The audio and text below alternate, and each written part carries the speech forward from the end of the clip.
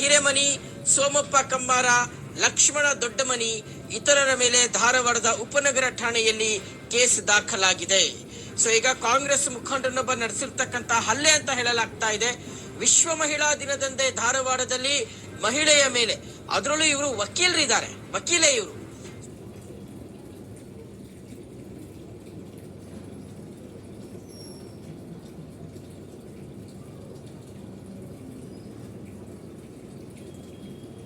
ವಿಶ್ವ ಮಹಿಳಾ ದಿನಾಚರಣೆಯನ್ನ ಆಚರಿಸಲಾಗ್ತದೆ. ಆದ್ರೆ ಇವತ್ತೇ ಮಹಿಳೆಯ ಮೇಲೆ, ಅದರಲ್ಲೂ ಪ್ರಮುಖವಾಗಿ ವಕೀಲೆಯ ಮೇಲೆ ಹಲ್ಲೆಯಾಗಿರುವಂತದ್ದು ಹಾಡಹಗಲೇ.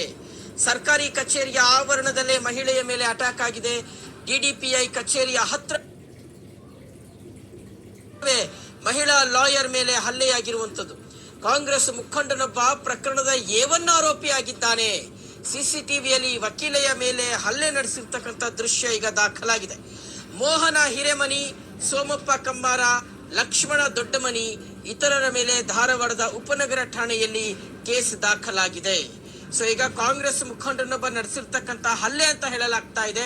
ವಿಶ್ವ ಮಹಿಳಾ ದಿನದಂದೇ ಧಾರವಾಡದಲ್ಲಿ ಮಹಿಳೆಯ ಮೇಲೆ, ಅದರಲ್ಲೂ ಇವರು ವಕೀಲರಿದ್ದಾರೆ, ವಕೀಲೆ ಇವರು.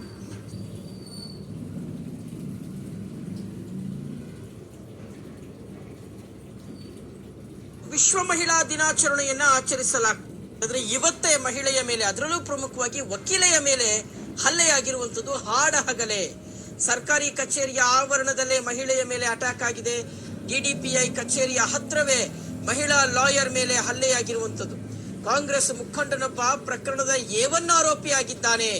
ಸಿಸಿಟಿವಿಯಲ್ಲಿ ವಕೀಲೆಯ ಮೇಲೆ ಹಲ್ಲೆ ನಡೆಸಿರ್ತಕ್ಕಂಥ ದೃಶ್ಯ ಈಗ ದಾಖಲಾಗಿದೆ.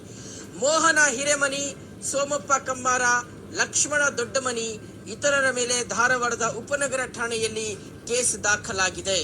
ಸೊ ಈಗ ಕಾಂಗ್ರೆಸ್ ಮುಖಂಡನೊಬ್ಬ ನಡೆಸಿರ್ತಕ್ಕಂತ ಹಲ್ಲೆ ಅಂತ ಹೇಳಲಾಗ್ತಾ ಇದೆ. ವಿಶ್ವ ಮಹಿಳಾ ದಿನದಂದೇ ಧಾರವಾಡದಲ್ಲಿ ಮಹಿಳೆಯ ಮೇಲೆ, ಅದರಲ್ಲೂ ಇವರು ವಕೀಲರಿದ್ದಾರೆ, ವಕೀಲೆ ಇವರು. ವಿಶ್ವ ಮಹಿಳಾ ದಿನಾಚರಣೆ